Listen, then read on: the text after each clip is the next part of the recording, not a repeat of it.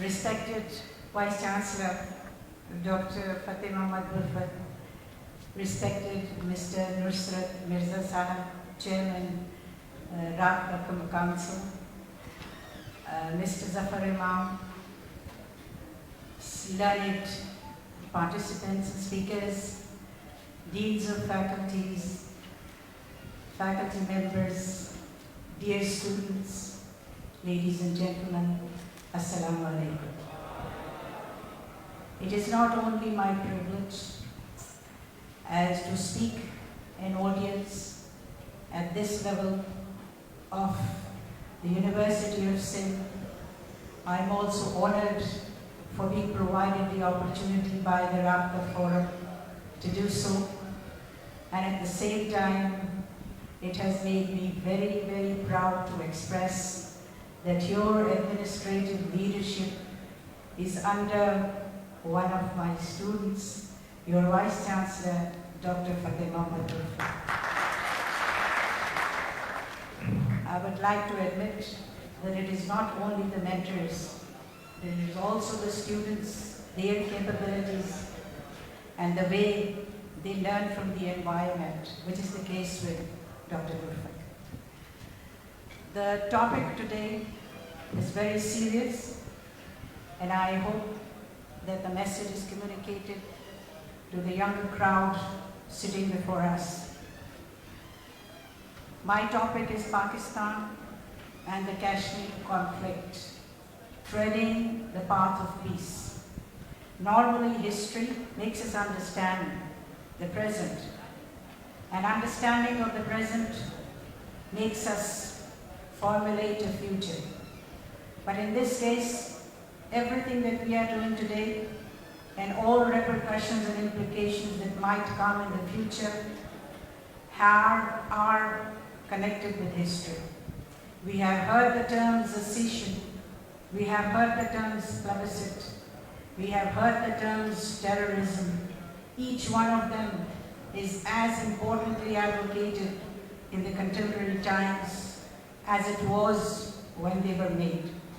So I have to touch history and keep it linked with the present so that we understand what, God forbid, if something bad happens, what would it be like? But we hope for the best, maybe, and we also hope that some sanity will prevail across the border. Kashmir is the oldest and most serious dispute between India and Pakistan, for which the two have fought 3 wars, apart from many border skirmishes.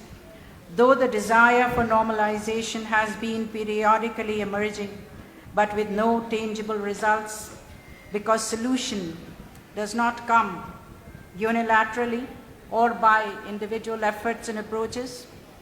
The excessive use of state power by India and its disregard for human rights and self-determination has belittled the efforts to resolve the dispute. Though the dispute goes back in history, the solution has to be tangible in the light of the Constitution, law, justice and fair play, and democracy. The dispute has varied connotations and dimensions, which can be termed legal, constitutional, political, ideological, moral, and human.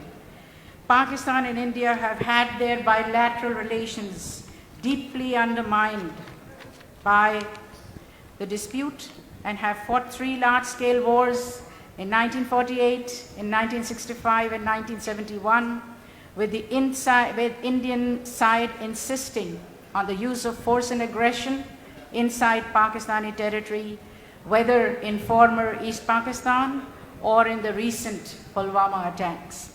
The Kashmir dispute is the result of a hurriedly worked out partition plan by the British, and scant attention was paid to the future of princely states, which were 580 in number, and even less attention was given to those fundamental principles laid down, and punishment for violators was not determined.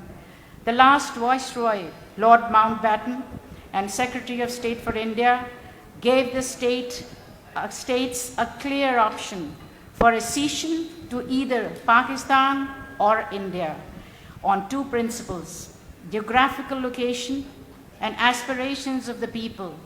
If the state was next to the territory which was to become Pakistan, and it had a Muslim majority population aspiring to be part of the new state, it had a convincing argument.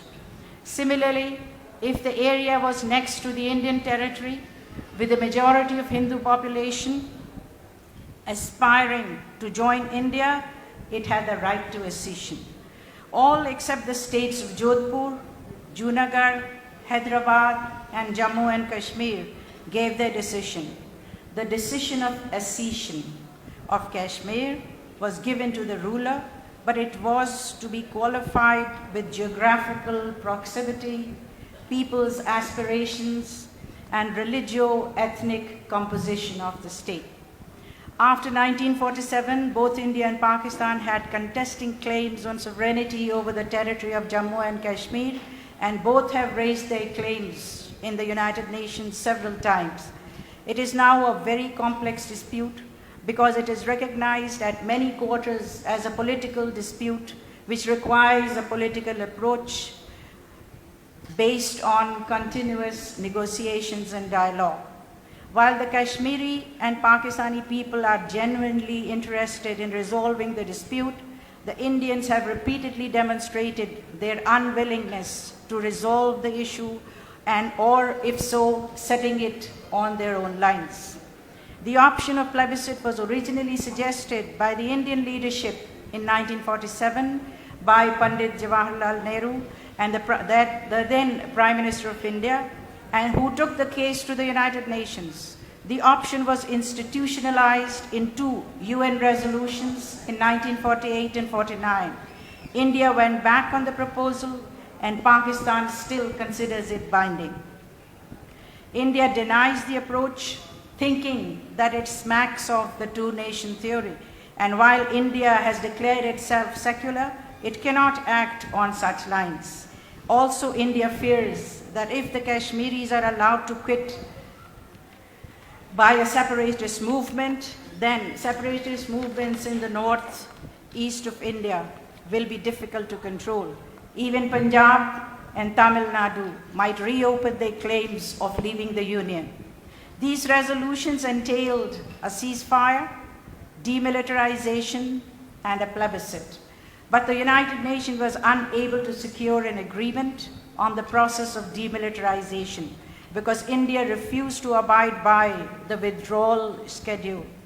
The United Nations Security Council then gave the plan for an interim administrative setup to oversee the withdrawal as well as plebiscite, but India refused to accept. In the Commonwealth Conference in 1951, the Kashmir dispute was informally discussed, and when the Australian Prime Minister Robert Menzies suggested to station Commonwealth troops to have a joint Indo-Pakistan force to oversee the plebiscite, India rejected it all. Efforts to solve by direct negotiations were abruptly discontinued when in 1953 and 54, Pakistan agreed for military assistance by the United States, and Prime Minister Nehru maintained that since this has changed the balance of power, India's security was being affected and the future change in its foreign policy was imminent and necessary, putting the blame on Pakistan for the reversal. This stance was promoted on superficial grounds. The real reason was ascendancy of Hindu revivalists turned reactionaries who were able to exercise influence on the policies of the government. The decision of Prime Minister Nehru not to hold a plebiscite forced Pakistan to request the Security Council to take up the issue of Kashmir again in 1957. The President of the Security Council suggested that the issue of demilitarization should be taken for arbitration, along with other complaints. Again, India refused to accept. Pakistan's Prime Minister announced his unwillingness to withdraw all forces unilaterally, but expressed his intention to meet all Indian objectives and objections to facilitate the demilitarization process, but India refused again. The United Nations Security Council discussed the Kashmir conflict again in 1962, but no decision could be taken because of the Soviet veto. Disappointed from the United Nations Security Council, Pakistan used the forum of the OIC, Organization of Islamic Countries, conference now, which gave a lukewarm response and established a contact group, but with no solutions. All these were multilateral efforts to solve the Kashmir dispute, beginning from India, taking it to the United Nations, to a reversal of foreign policy approaches, visible at the highest international forum now, when Mr. Modi did not even mention Kashmir in his speech at the United Nations General Assembly in September. Considering it an internal matter of India with no concerns to the outside world. This only shows the extent of Hindu revivalists turned reactionaries' influence to be able to radically alter all policies of the Indian central government. Bilateral approach for solution of the Kashmir issue had been taken throughout the past between India and Pakistan, and a breakdown in negotiations have been the result on one pretext or the other by India on the suitability of a given time. In Sino-Indian border war in 1962, when India suffered a setback at the hands of China, it sought help from both United States and United Kingdom, but proclaimed to be non-aligned at the same time. In the similar agreement in 1972, it was stated in Clause 6 that the two sides will meet at a mutually agreed time for a final settlement of Jammu and Kashmir. The United Nations ceasefire line was replaced by the line of control, which was to be respected by both sides without prejudice to either side, but which is being violated by India on and off and on one pretext or the other. The peace process between India and Pakistan from 2004 to 2008, which was to discuss the Kashmir issue along with other concerns, no consensus could be reached, though the need to resolve the problem was seriously highlighted, but India could not maneuver talks in its favor and kept on addressing the issue of cross-border terrorism only. A 4-point formula having appeal for many states within and outside South Asia for solving the complex issue, containing soft borders, self-governance, demilitarization, and joint mechanism for peace, did not have any appeal for India.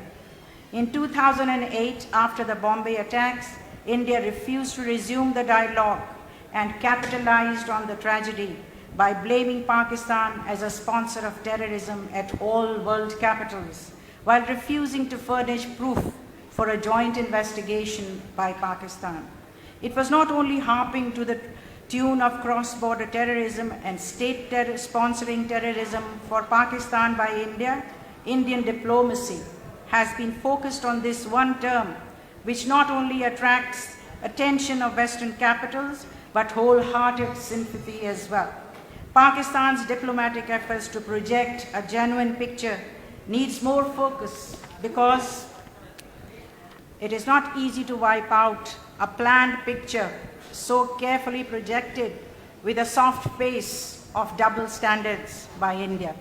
India refuses to even mention the case of one of its active service agents, Kulbhushan Jadhav, caught inside Pakistan, but we know that infiltration is the first step towards intervention.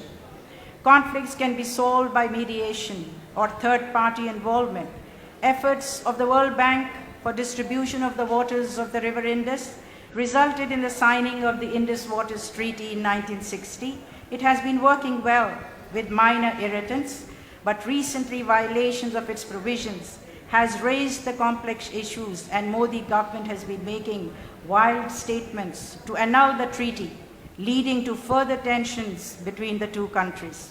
Mediation offers by President Trump of the United States also lies low in Mr. Modi's approaches to a solution of the Kashmir issue. President Trump has shown his readiness to mediate, but if both parties agree, so again the stalemate and obstinacy continues. Much has undermined the faith of many in peacemaking in India and abroad. The deployment of over 600,000 Indian troops in Kashmir and the steady increase in their number, banning operations of human rights organizations like Transparency International for many years, as well as entry of the Asia Watch, Amnesty International, Human Rights Watch, but no answers are given.